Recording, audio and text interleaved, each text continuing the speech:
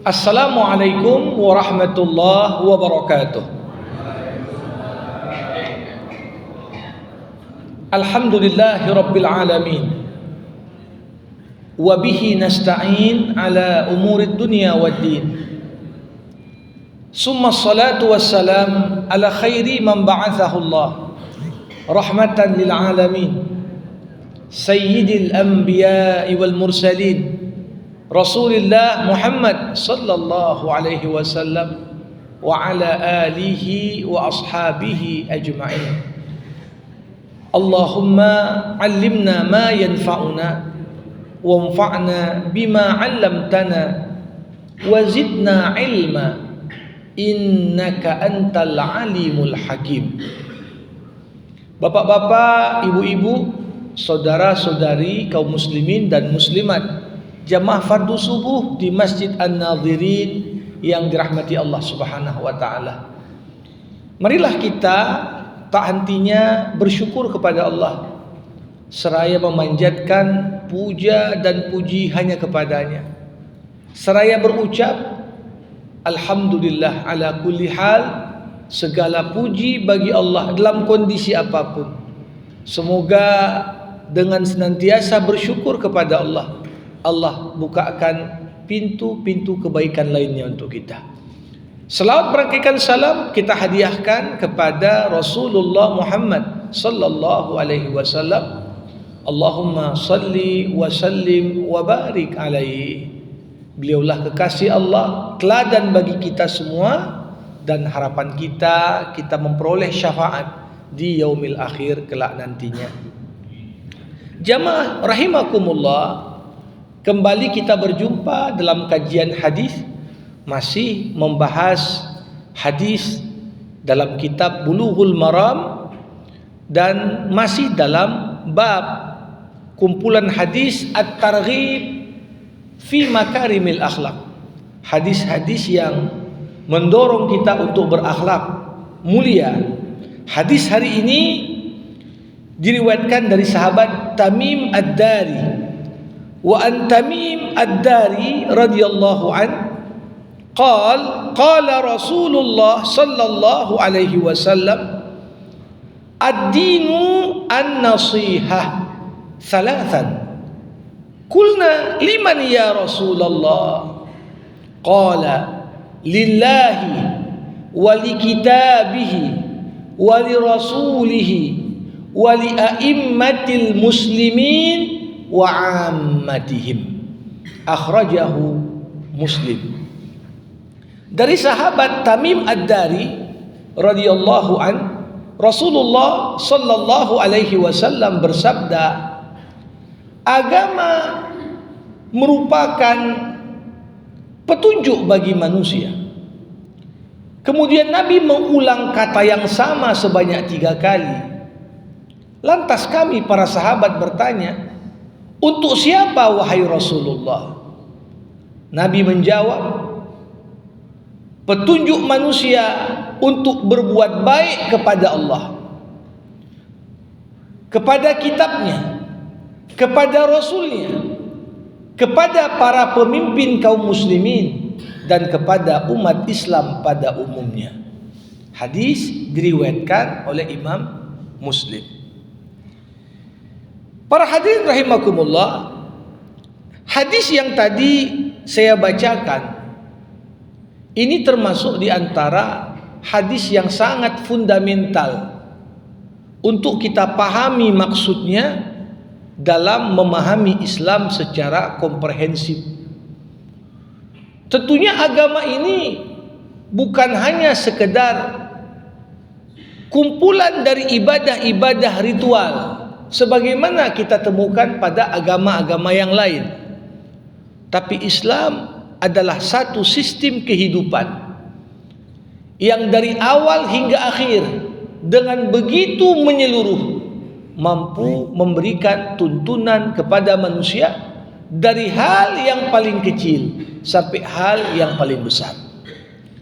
Nah, ini yang coba disampaikan oleh Nabi Muhammad sallallahu alaihi wasallam kepada kita semua lewat sabdanya, ad-dinu an-nasihah.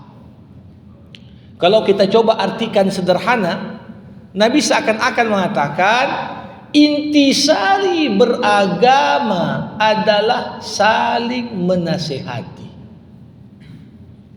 Intisari beragama adalah saling menasehati. Bukan hanya Nabi mengucapkan hal ini sekali, tapi Nabi sampai mengulangnya 3 kali. Dan kalau kita lihat apa tujuan pengulangan sesuatu, apakah 2 kali diulang, apalagi sampai 3 kali? Karena angka 3 kalau dalam bahasa Arab disebut aqallul jam'i, seminimal-minimalnya yang disebut banyak itu 3. Kalau sesuatu sudah disebutkan 3 kali, artinya udah banyak itu. Ketika Nabi Muhammad sampaikan intisari beragama adalah saling menasihati, diulang 3 kali, seakan-akan Nabi Muhammad ingin tunjukkan kepada kita satu prinsip penting yang tak boleh kita abaikan kalau kita ingin mengamalkan ajaran agama dengan seutuhnya. Jadi sama redaksi hadis ini seperti sabda lain dari Rasulullah ketika Nabi mengatakan ad-dinu al-muamalah. Intisari beragama itu bagaimana bermuamalah yang baik antar manusia. Pertanyaannya, apakah intisari agama hanya muamalah? Enggak, ada aspek ibadah, ada aspek-aspek yang lain selain muamalah. Tapi ketika Rasulullah katakan ad-dinu al-muamalah, seakan-akan Nabi ingin tunjukkan ada satu aspek yang dalam pandangan sebagian orang itu dianggap tidak urgent, tidak penting. Padahal ini bagian dari intisari agama yang kalau kita ingin lihat bagaimana tingkat keberagamaan seseorang, dilihat interaksinya dengan tetangganya, interaksinya dengan keluarganya, interaksinya dengan sesama, bahkan interaksinya dengan mereka yang ada di luar Islam. Itulah makna al-muamalah. Nah, begitu juga pada hadis ini, ad-dinu an-nasihah. Intisari beragama itu adalah saling menasihati. Apakah agama cuma saling menasihati? Tidak. Tapi karena aspek ini sering sekali dianggap tidak penting, banyak orang beragama menganggap kalau udah rajin sholat udah beragama lah itu, kalau dia puasa udah beragama lah itu. Tapi ketika dia lihat orang-orang di sekitarnya tidak mendapatkan tuntunan Islam yang benar, namun dia diam, namun dia acuh tak acuh, dia menganggap itu bukan urusanku, itu kan urusan dia sama Allah. Tidak ada semangat untuk mampu memberikan nasihat kepada orang lain, maka di saat itu dianggap beragamamu masih kurang. Kenapa? Salah satu pilar penting dalam beragama adalah tumbuhnya kesadaran peduli dengan sesama, dengan saling menasehati. Jamaah rahimakumullah, an-nasihah ini kalau dilihat dari sisi kebahasaan, nasiha diambil dari akar kata nasoha. Nasoha apa artinya? Khalusa. Khalusa artinya yang murni, yang jernih, yang bersih. Makanya kata nasihat diambil dari akar kata yang sama dengan kata nasuha. Ada taubatan nasuha, ada kata nasihat. Akar dari kedua kata ini sama. Intisarinya apa? Murni, bersih. Seakan-akan baru dikatakan suatu nasihat itu sebagai nasihat ketika berangkat dari kebersihan niat, kesucian hati. orang yang memberikan nasihat lepas dari kepentingan-kepentingan. Kalau ada orang ngasih nasihat kepada orang lain, kau buat begini, tapi di balik layar maksud dari nasihat itu adalah agar kepentingan duniawinya terakomodir, itu bukan nasihat. Karena nasihat adalah pesan kebaikan yang betul-betul murni, berangkat dari kecintaan kita kepada siapa yang dinasihati. Kalau dibalik pesan itu, kalau dia buat A, aku untung di sini katanya. Atau kalau dia tinggalkan ini, ada kepentinganku di situ. Maka secara kebahasaan, pesan kebaikan yang kita sampaikan kepada orang lain, kalau dilatar belakangi dengan modus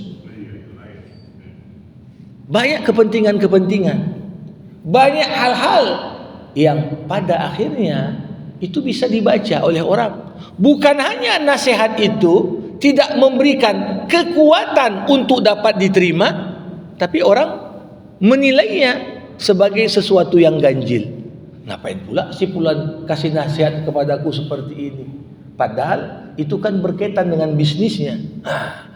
Tapi bagaimana tingkat diterima atau tidaknya satu pesan kebaikan yang kita sampaikan kepada orang lain dalam bentuk nasihat? Semakin nasihat itu bebas dari segala kepentingan, berangkat dari keikhlasan, maka nasihat itu akan dapat dengan mudah berketerima di dalam hati. Maka ada sebuah kisah.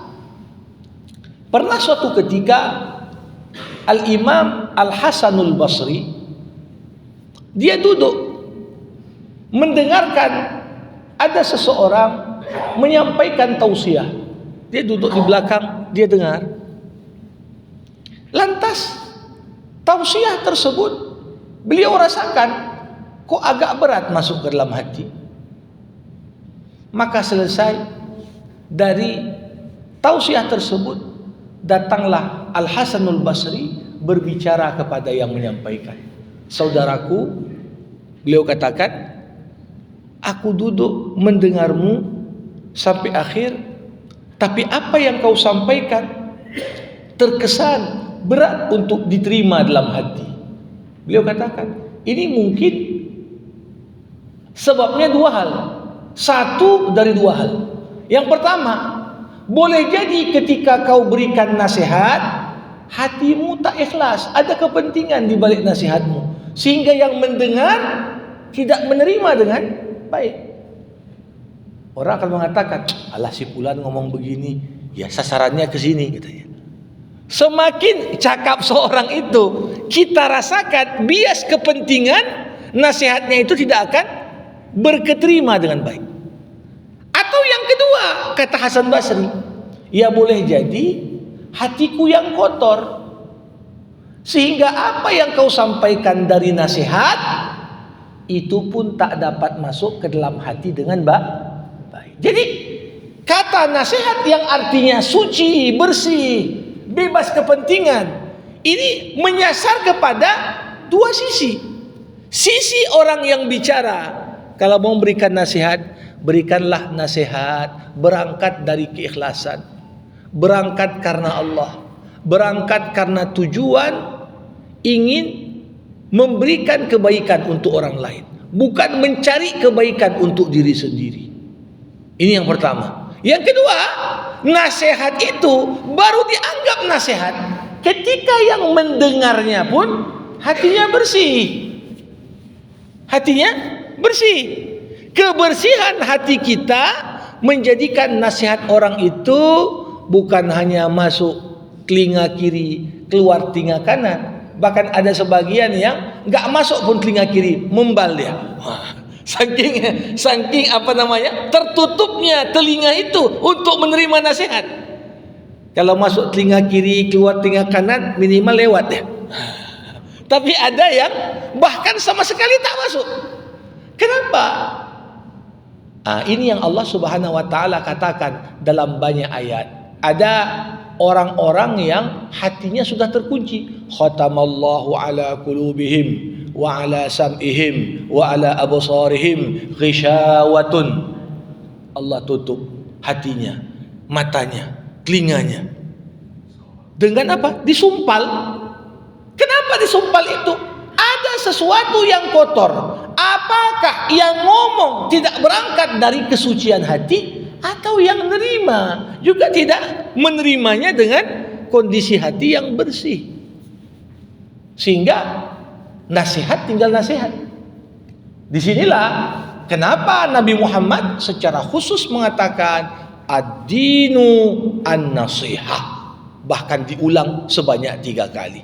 Intisari beragama adalah ketika engkau sadar implementasi agamamu bukan hanya engkau hidup terlepas dari tanggung jawabmu kepada yang lain.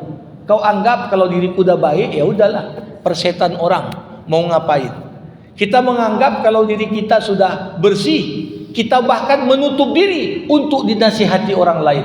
Tapi intisari beragama lahir kesadaran bagaimana berangkat dari hati yang bersih, memberikan satu pesan kebaikan yang pasti juga akan diterima oleh hati pendengar yang bersih.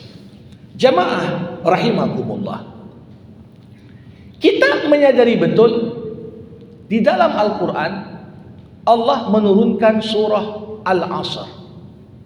Wal 'asr innal insana lafi khusr illa alladhina amanu wa 'amilus shalihat wa tawasaw bil haqq wa tawasaw bis sabr. Surah Al-Asr ini dalam sebuah riwayat Imam Asy-Syafi'i rahimahullah pernah berkata, sekiranya Allah Subhanahu wa taala tidak menurunkan dari Al-Quran kecuali hanya surah Al-Asr, niscaya surah ini cukup untuk jadi pegangan. Bayangkan 114 surah, kalau yang turun hanya surah Al-Asr, menurut Imam Asy-Syafi'i ini cukup untuk jadi pegangan. Kenapa? Karena surah ini menggambarkan semua manusia berada dalam kerugian dalam hidupnya, kecuali orang yang mengamalkan 4 hal. Pertama, beriman.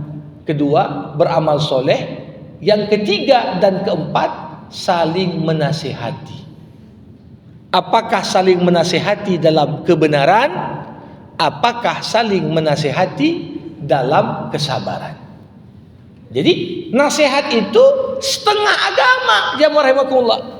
Coba bayangkan, sebab kita selamat, iman, amal soleh, nasihat dalam kebenaran, nasihat dalam kesabaran. Jadi kedua macam nasihat ini adalah 2 dari 4 faktor yang dengannya seorang itu bisa dapat selamat.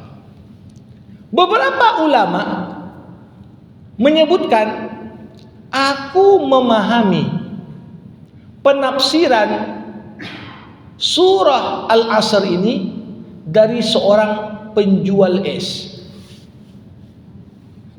Dia dapat makna surah Al-Asr ini dari penjual es. Bayangkan Bapak Ibu, misalnya ada orang tukang jualan es. Dia keliling jual es. Rupanya hari itu hari mendung, gak ada yang beli.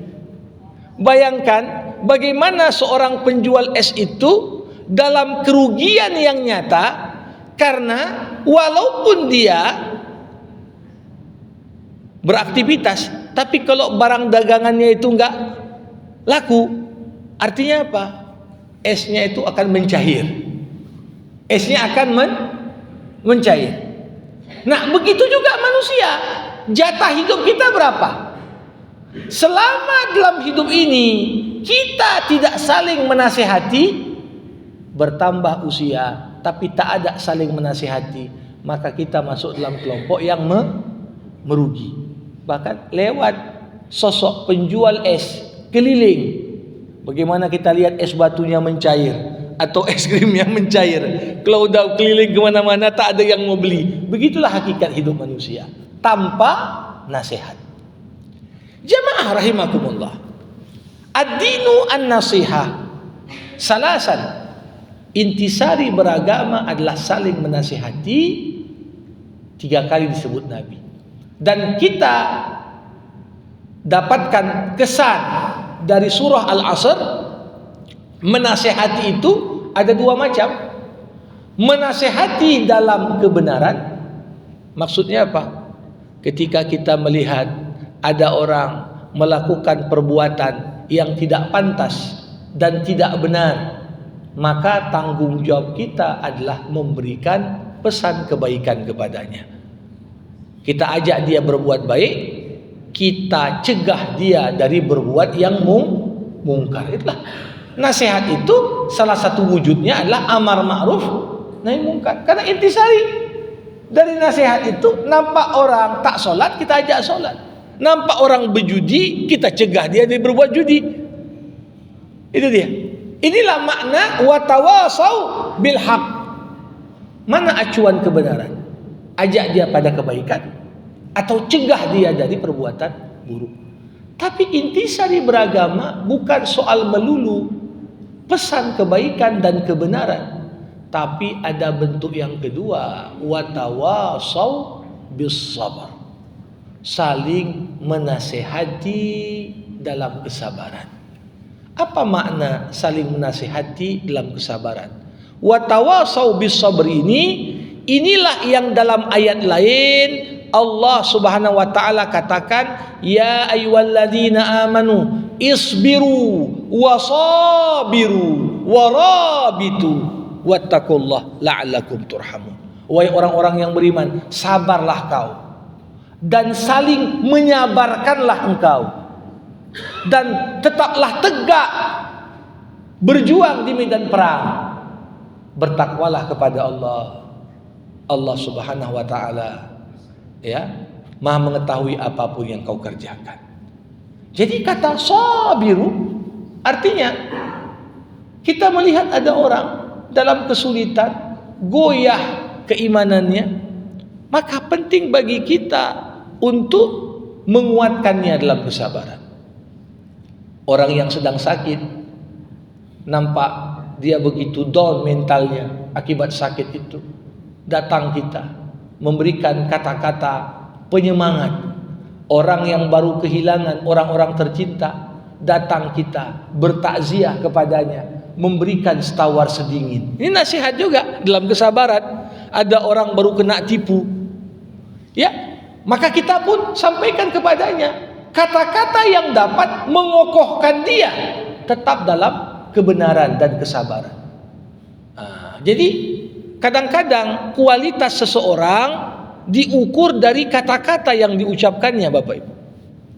Ada orang misalnya kita menilai kawan ini kok nggak ada empati sama sekali. Ada orang seperti itu. Misalnya ada kawannya curhat, Kak, macam mana ini? Suamiku gini. Ini kata seorang wanita kepada temannya. Tiba-tiba ada orang apakan, alhamdulillah suamiku nggak kayak gitu. Ini kan namanya orang yang sedang berduka makin kita hantam.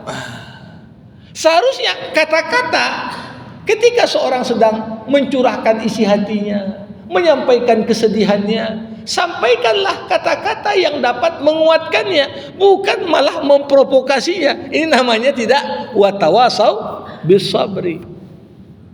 Jadi banyak sekali bentuk-bentuk nasihat baik dalam kebenaran maupun kesabaran.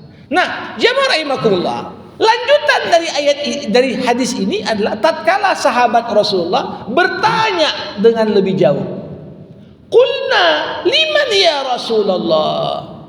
Kalau tadi engkau katakan intisari beragama saling memberikan petunjuk dan nasihat, maka sahabat ingin klarifikasi dan mendapatkan penjelasan lebih detail.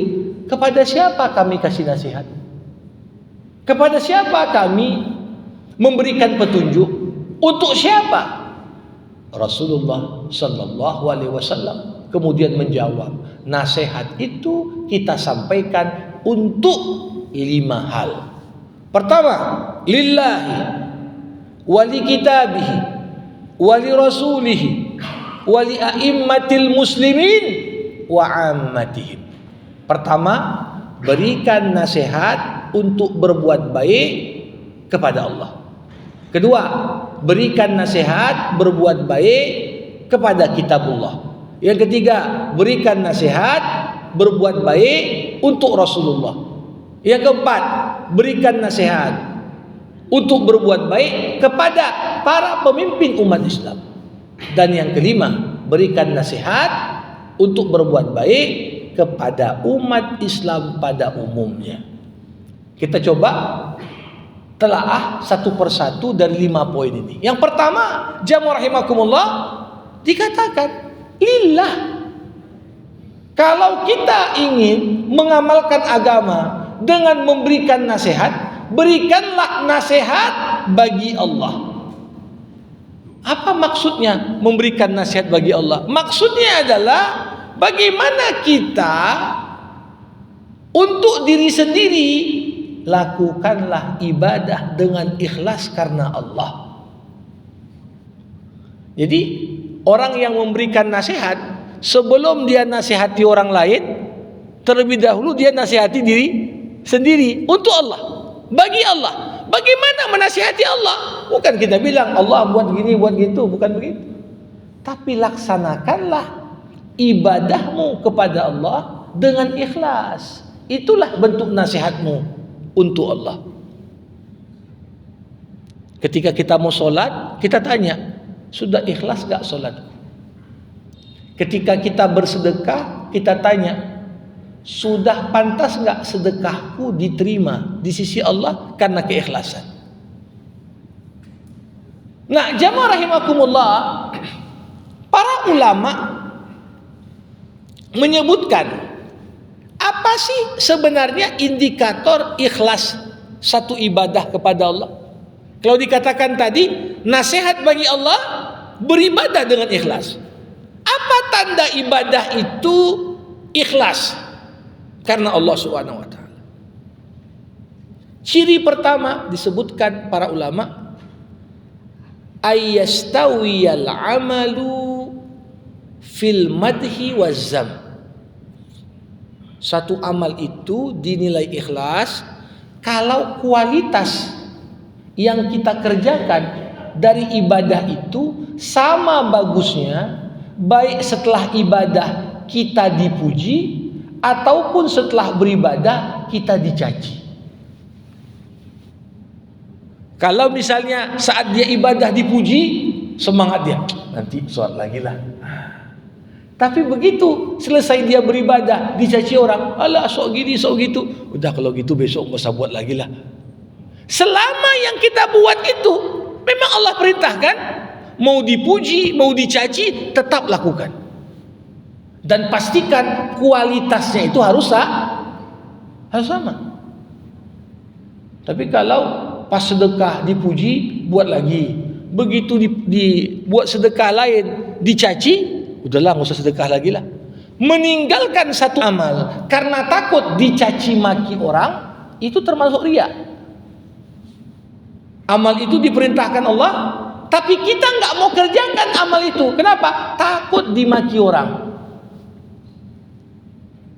Jadi ini yang pertama, ayyastawiyal amalu fil madhi wazzam. Ini ukuran yang pertama, indikator ikhlas. Yang kedua, kapan satu ibadah itu dianggap ikhlas? Para ulama mengatakan ayyastawiyal amalu fil khafa'i wal alam. Baru dikatakan kualitas satu amal ibadah itu ikhlas sama kualitasnya saat dikerjakan tersembunyi maupun ketika dikerjakan di depan orang lain. Kalau dia merasa pas sholat di masjid ditengok orang lebih khusyuk, password sendiri di rumah, mau cepat-cepat aja. Nah, berarti itu ada yang salah. Karena orang yang ikhlas, baik ditonton maupun tak ada yang nonton, dia tahu Allah pasti melihatku. Murni. Kualitasnya itu hanya karena Allah. Jadi kalau kita mau menasehati untuk Allah, pastikan 2 poin tadi. Mau dipuji, mau dicela, tetap sama kualitas. Mau ditonton ataupun tersembunyi, sama kualitas. Tapi ada indikator ketiga, ibadah yang ikhlas. Apa itu? Ayyakzifallah fi qulubil mu'min as-sakinata wat tuma'nina. Allah berikan pada hati orang-orang yang beriman rasa tenang dalam hati, kedamaian dalam jiwa ketika dia selesai melakukan amal ibadah. Begitu selesai sholat, senang kali hatinya. Padahal gak ada yang muji, padahal mungkin gak ada yang mengecam, tapi secara internal orang yang bersangkutan merasa bahagia betul dengan ibadahnya. Ini tanda indikator ikhlas. Karena kebahagiaan pasca beribadah hanya lahir dari ibadah yang ikhlas kepada Allah. Jadi ini yang pertama, nasihat bagi Allah. Maksudnya apa? Sebelum kita nasihati orang lain, kita nasihati diri kita dengan menjadikan apa? Ibadahmu lebih ikhlas untuk Allah. Yang kedua, wali kitabihi. Kalau kau mau berikan nasihat untuk yang kedua siapa? Nasihat bagi kitab Allah. Maksudnya apa ini? Nasihat bagi kitab Allah maksudnya adalah senantiasa kita mengikuti dan menjadikan Al-Quran sebagai landasan kita beragama. Jadi memberikan nasihat untuk kitabullah maksudnya apa? Quran itu bukan cuma dibaca. Quran itu bukan sekedar cari berkat dengan membacanya atau ditempel sebagai perhiasan di rumah. Tapi Quran itu dipahami, ditadabburi, dijadikan pedoman dalam segala aktivitas kita. Inilah namanya nasihat untuk kitabullah. Nasihat untuk kitabullah. Jadi kita ini sebelum ngomong sama orang, kita praktekkan dulu Quran. Kita praktekkan dulu Quran. Itulah dianggap nasihat karena kitabullah. Yang ketiga, wali rasulihi. Memberikan nasihat untuk rasulnya. Apa maknanya? Nasihat bagi Rasul maksudnya adalah senantiasa kita sebagai umat Rasulullah patuh dan taat terhadap ajaran-ajaran Rasulullah. Itulah nasihat untuk Rasul. Jadi ada nasihat untuk Allah, ada nasihat untuk kitabnya, ada nasihat untuk Rasulnya. Sebelum kita nasihati orang, kita ukur diri kita. Sudahkah kau patuh sama ajaran Rasulullah? Sudahkah engkau melaksanakan apa yang diperintahkan Rasul semampumu? Sudahkah kau tinggalkan apa-apa yang dilarang Rasulullah dengan semaksimal mungkin? Nah, ini salah satu kunci bagaimana menerapkan beragama yang dibangun di atas pondasi nasihat. Jadi jamaah rahimakumullah, sebelum nasihati orang ada nasihat internal pada diri kita. Nasihat karena Allah, nasihat karena kitab, nasihat karena Rasul. Kita ukur diri kita. Udah ikhlas enggak? Sudah enggak kita amalkan isi Quran? Sudah enggak kita patuh sama Rasul? Kenapa 3 nasihat pertama ini penting? Supaya kita tak jatuh dalam apa yang disampaikan Allah dalam Al-Quran. Atamuruna an-nasa bil birri wa tansawna anfusakum wa antum tatlunal kitab afala taqilun. Apakah kau nyuruh orang buat baik, kau nasihati orang pandai kali, tapi kau lupa pada dirimu sendiri. Sudahkah kau nasihati untuk Allah? Sudahkah kau nasihati untuk kitabnya? Sudahkah kau nasihati untuk Rasulnya? Ini 3 bentuk nasihat. Tujuannya kemana? Ke kita, untuk mengukur diri kita. Sudah sepantas apa kita nasihati orang? Kabura maqtan indallah an taqulu ma la taf'alun. Betapa besar murka Allah ketika kau sampaikan apa yang kau sendiri pun tak buat. Jadi ini wujud implementasi dari 3 nasihat pertama. Nasihat karena Allah, nasihat karena kitab, nasihat karena Rasul. Itu ditujukan pada diri kita. Kenapa ini yang penting dulu? Karena kualitas apa yang kita sampaikan kepada orang sangat bergantung. Kita sendiri sudah amalkan gak 3 nasihat yang pertama ini? Makanya datanglah bentuk nasihat yang keempat, wali a'immatil muslimin. Berikan nasihat kepada para pemimpin umat Islam. Ini kadang-kadang kalau orang tak mengamalkan 3 nasihat pertama, jangankan menasihati, di depan pejabat aja tak berani bersuara dia. Ya, jadi semakin kuat 3 nasihat pertama ini kita amalkan untuk diri kita, semakin kita memiliki modal yang cukup untuk menasihati para pemimpin.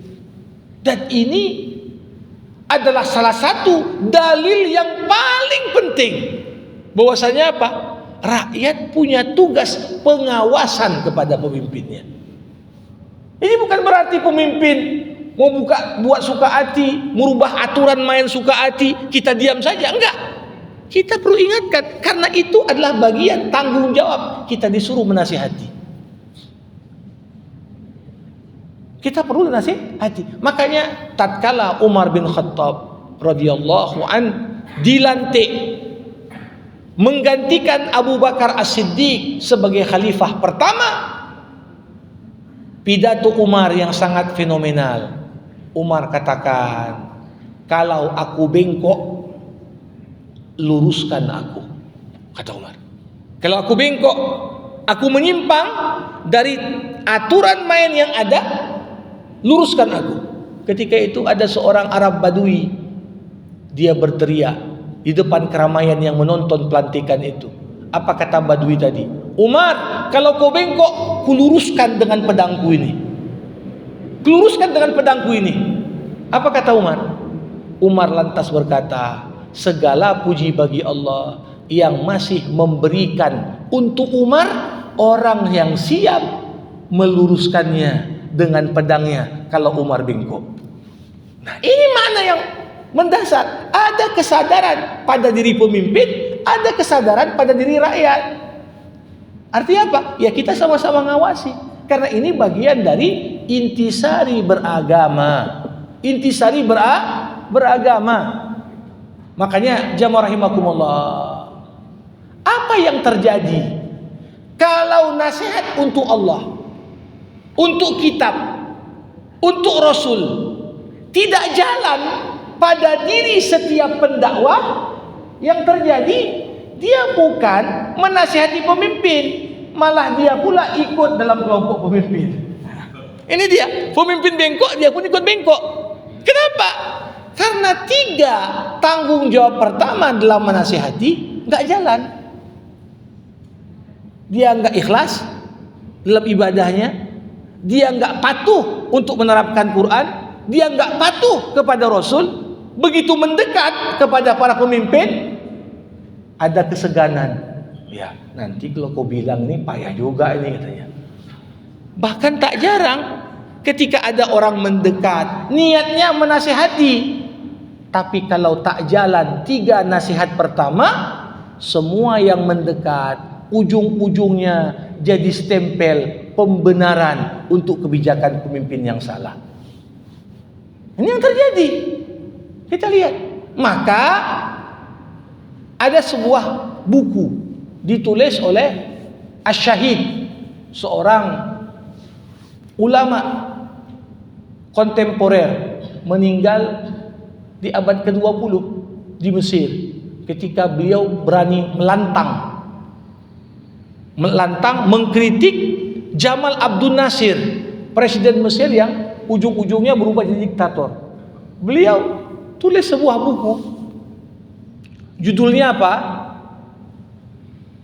Kalau diterjemahkan, Islam antara ketidakberdayaan umat dan kelemahan para ulamanya. Jadi beliau sampaikan, ulama perlu satu sisi menjaga jarak supaya bisa kasih nasihat. Kalau dekat kali agak segan juga lah dia. Apalagi kalau ulama udah dapat banyak kali pemberian. Ini juga akan membuat dia agak segan. Di sisi lain, kualitas nasihat yang dia berikan sangat tergantung 3 nasihat pertama yang disebutkan dalam hadis ini. Lillah, wali kitabihi, wali rasulihi. Jalan enggak pada orang yang mau ngasih nasihat? Kalau enggak jalan, ujungnya nasihatnya kepada para pemimpin pun tidak jalan. Nah, tetapi umat Islam sepanjang sejarah tidak pernah kehabisan inspirasi di antara para ulama. 4 ulama mazhab semuanya itu menjaga ini ad-din an-nasihah.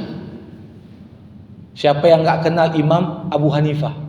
Imam Abu Hanifah dipaksa untuk jadi hakim agung.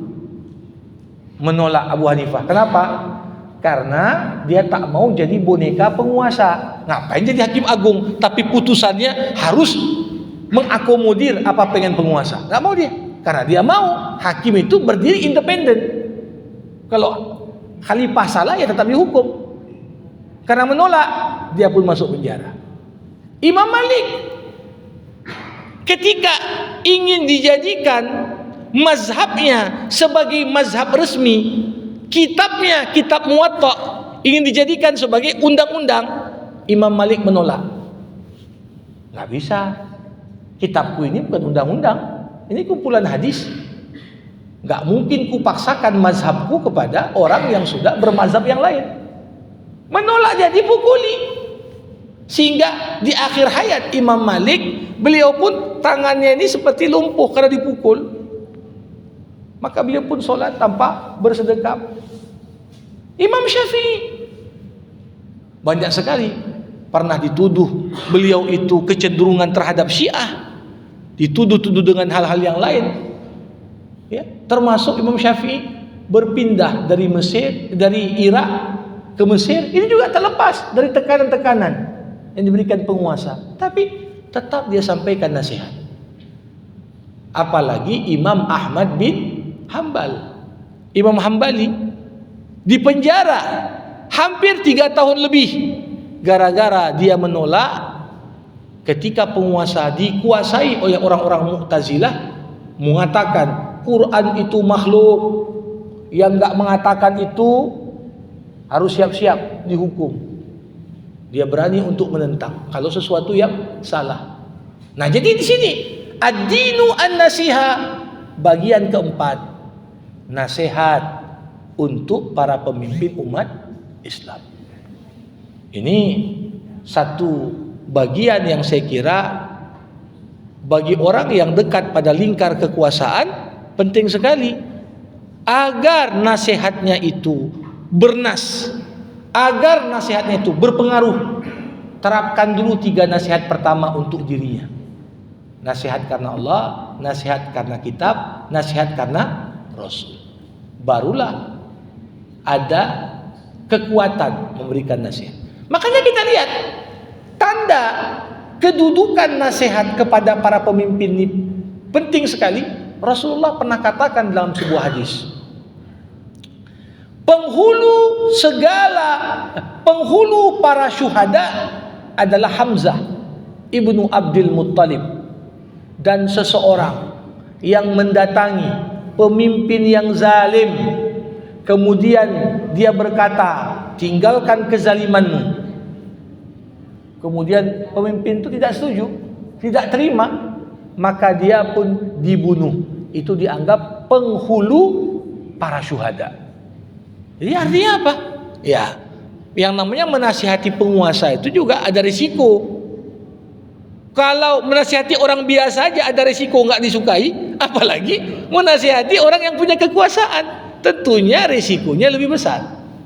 Barulah yang kelima, jamaah rahimakumullah, wa ammatihim, berikan nasihat untuk umat Islam secara umum. Itulah tanggung jawab. Ya, nampak tetangga ya tidak berada dalam keistiqomahan, kita nasihati. Nampak ada anak, nampak ada pasangan hidup kita, nampak ada karib kerabat kita, semuanya. Bahkan dalam Al-Quran prinsipnya apa? Wa anzir asiratakal akrobin, mulailah memberikan peringatan itu kepada karib kerabat yang dekat. Jangan kita sibuk nasihati orang jauh, orang dekat pun kita abaikan. Berapa banyak ya, mohon maaf, kadang-kadang datang ponakan kita, datang orang-orang dekat sama kita, dia pakai pakaian, mohon maaf, tak menutup aurat, sikit pun nggak kita tegur. Kita cerita yang lain, tapi nggak kita tegur itu. Padahal kita tahu ini pakaian ini salah ini. Seorang wanita sudah balik keluar rumah menampilkan auratnya kepada orang banyak, kita diam saja. Nah ini hilang wa ammatihim. Kalau bukan kita yang nasihati terhadap karib kerabat kita, siapa pula yang menasihati? Jadi intisari dari nasihat itu penting sekali, dan inilah yang dihimpun Rasulullah dalam hadis yang tadi telah kita dengarkan bersama. Jadi jamaah rahimakumullah, walaupun hadis ini singkat namun maknanya cukup dalam. Bukan sekedar siapa yang kita nasihati, tapi urutan penyebutan. Nasihat pertama karena Allah, karena kitab, karena Rasul. Ini yang kadang-kadang kalau kita alpa untuk menerapkannya, maka bobot nasihat kita untuk para pemimpin, untuk orang awam itu tidak akan kuat. Kenapa? Karena kita sendiri belum menerapkan apa yang ingin kita nasihatkan kepada orang lain.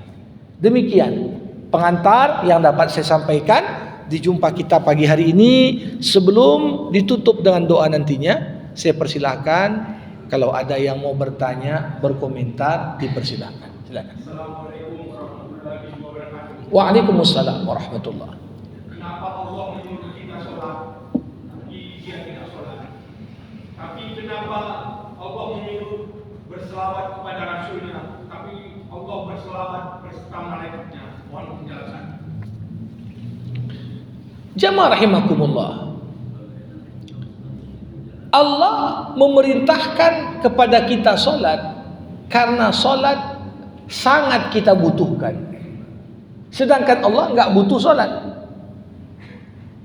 Kita butuh sholat, Allah tak butuh sholat. Karena esensi sholat adalah terbinanya hubungan komunikasi antara hamba dengan sang Khalik. As-salatu mi'rajul mu'min. Salat itu adalah proses bermi'rajnya orang-orang beriman. Terhubung, koneksivitas antara hamba dengan sang Khalik. Ya. Beda halnya dengan selawat tadi. Allah, malaikat berselawat kepada Nabi. Wahai orang-orang yang beriman, berselawatlah kalian kepada Nabi dan berikanlah salam kepadanya. Walaupun ayat ini menggambarkan Allah berselawat, malaikat berselawat, umat Islam berselawat, tapi makna selawatnya Allah kepada Nabi nggak sama dengan selawatnya kita kepada Nabi. Memang sama-sama istilahnya selawat, tapi bentuk selawatnya kita yang nggak sama dengan bentuk selawatnya Allah. Jangan pahami Allah berselawat, Allah juga Allahumma sholli ala sayyidina Muhammad. Bukan begitu. Salawatnya Allah kepada Nabi dimaknai sebagaimana dijelaskan para ulama, Allah mengampuni dan merahmati Nabi. Itu makna selawatnya. Malaikat berselawat kepada Nabi, maksudnya apa? Malaikat berdoa dan minta ampunan untuk Nabi. Sedangkan kita berselawat, ya kita memuji Nabi. Kita mohonkan Allah Subhanahu wa taala turunkan keberkahan baginya. Nah, jadi istilahnya memang sama-sama selawat, tapi maknanya beda. Ya, nggak bisa kita samakan selawatnya Allah untuk Nabi sama seperti selawatnya kita kepada Nabi. Demikian Pak, terima kasih. Selanjutnya silakan. Waalaikumsalam warahmatullahi.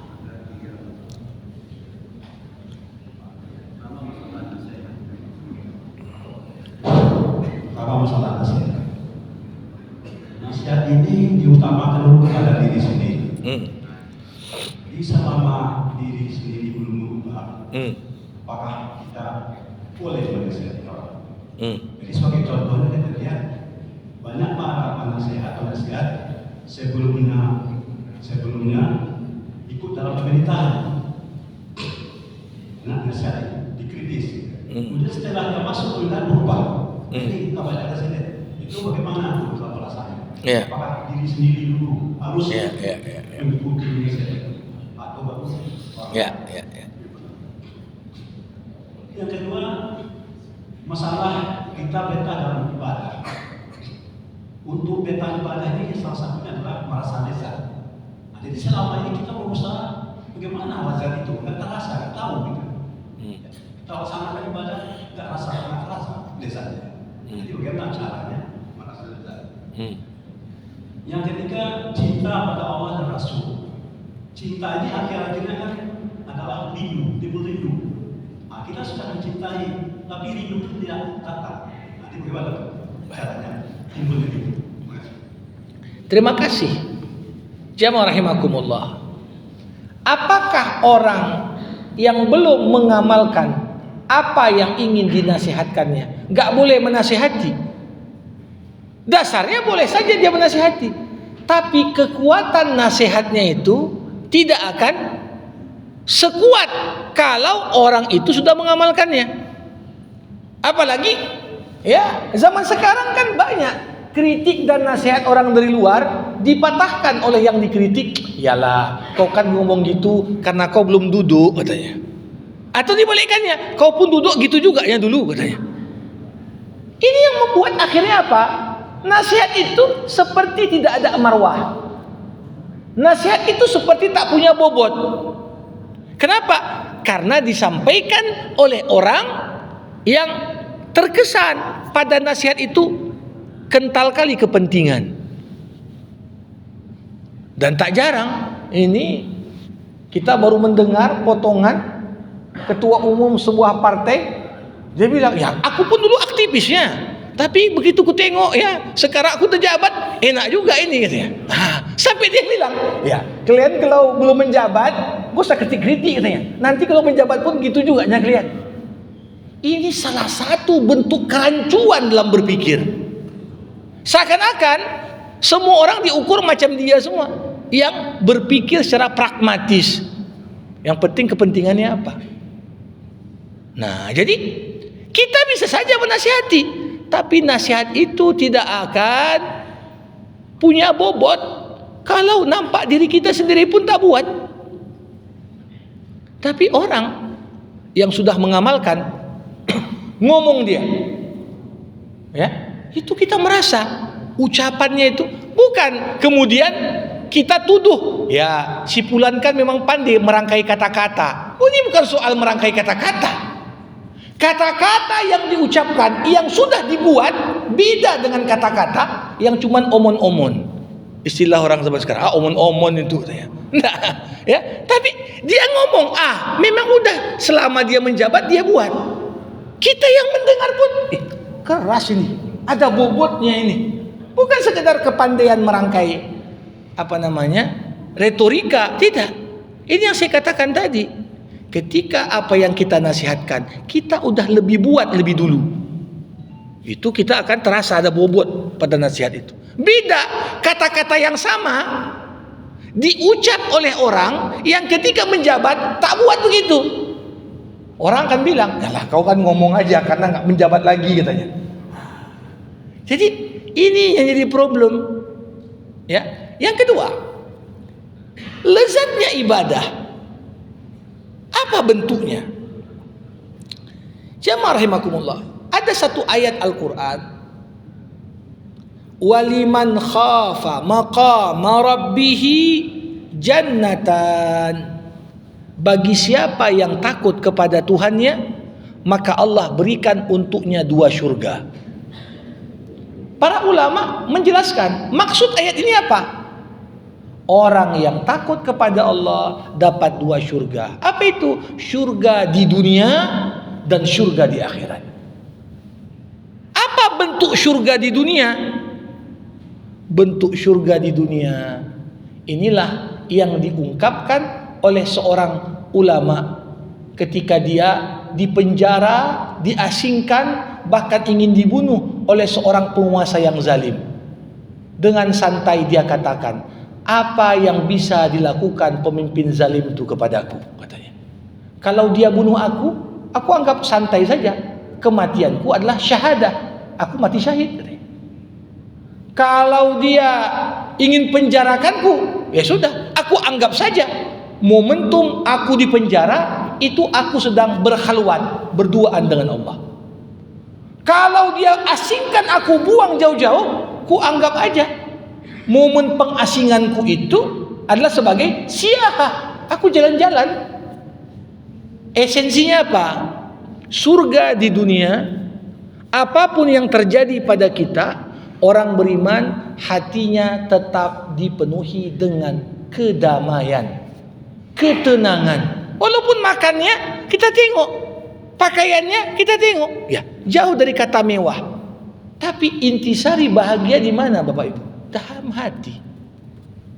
Seminimal-minimalnya lezatnya ibadah itu kita dapat dari mana? Orang yang sudah merasakan lezatnya ibadah, begitu ada orang mau tidur malam, teringat dia belum sholat isya, hatinya sudah gelisah. Aku belum sholat nih. Gak bisa tidur dia kalau gak sholat. Artinya apa? Sholat itu sudah sampai memberikan satu dampak tertentu, ketenangan. Sampai kalau gak sholat, gak bisa tidur. Saya bahkan pernah cerita di momen ini. Dulu guru saya pernah diundang seminar di Jerman tentang dialog antar agama. Jadi beliau sampaikan waktu dia tidur di salah satu hotel di Jerman, yang menarik ditulis di tempat tidur tuh, di kasur itu, kalau kau tak bisa tidur jangan salahkan kasur kami, katanya. Sesungguhnya kasur ini empuk, tapi salahkan dirimu yang banyak berdosa. Karena itulah yang buatmu kehilangan ketenangan dalam hati. Itulah kelezatan dalam konteks ibadah. Yang ketiga, bisa diingatkan tadi? Cinta melahirkan rindu. Ada cinta kok nggak merindu? Ya, para hadirin, cinta itu ada cinta yang sebenar, ada cinta yang mungkin sekedar lip sync. Cinta yang sebenar itu bagaimana? Bukti penting orang mencintai, man ahabba syai'an aktsara min zikrihi. Siapa yang cinta sesuatu, maka yang dicintainya itu sering disebut-sebutnya. Itu tanda pertama. Orang sedang kasmaran, sedang jatuh cinta. Nah, yang dicintainya itu tanpa sadar namanya terus diulang-ulangnya. Ketika ngomong ini tersebut nama itu, ketika ngomong ini tersebut nama itu. Tapi kalau cintanya ecek-ecek ya nggak tersebut, ya kan? Nah, banyaknya menyebut melahirkan syauk, kerinduan. Kerinduan artinya apa? Berlalu 1-2 hari belum jumpa, aduh seperti ada gelisah dia, merindu hati mau berjumpa. Itu konteks cinta sama manusia. Bagaimana pula cinta yang suci kepada Allah Sang Rabb?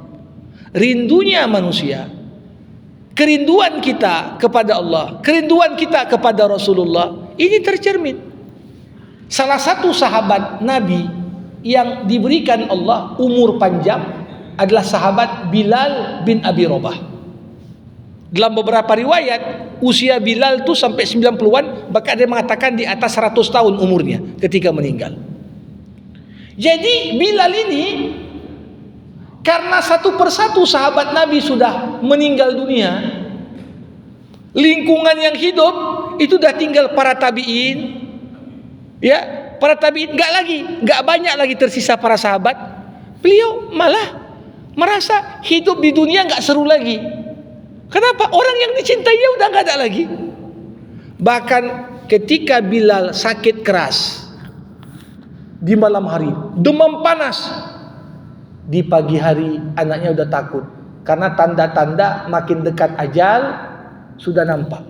Tapi sang ayah di tengah demam yang tinggi berkata pada anak-anaknya, "Wahai anak-anakku, jangan kalian bersedih. Tadi malam aku berjumpa dengan kekasihku Rasulullah Muhammad SAW. Beliau katakan kepadaku, Bilal, nanti malam kau makan bersama kami." Beliau katakan, aku tak sabar menanti momen itu. Bagaimana kalau ada orang merindukan kematian? Beginilah Bilal. Sampai dia tanya, kok lama kali dicabut nyawaku? Nah, begitulah. Ini tanda orang yang begitu merindu. Jadi kalau sekedar cinta itu mudah diucap, tapi pembuktiannya di mana kita menilai seorang itu betul-betul mencintai? Ketika dua hal saling bertentangan, menuntut kita memilih siapa yang kita pilih. Itulah bukti kita cinta. Masalahnya cinta itu kan timbul rindu karena kita sudah menjumpai dia, sudah tahu kita. Iya. Kita mencintai kita tahu, kita tampak. Ya, begini. Tak mesti cinta itu dikaitkan dengan sesuatu yang material. Saya bisa katakan, bisa muncul rasa cinta dan rindu kepada orang yang bahkan tak pernah kita jumpai, tapi kita tahu sifatnya. Kalau diceritakanlah sama bapak, ada sosok gini.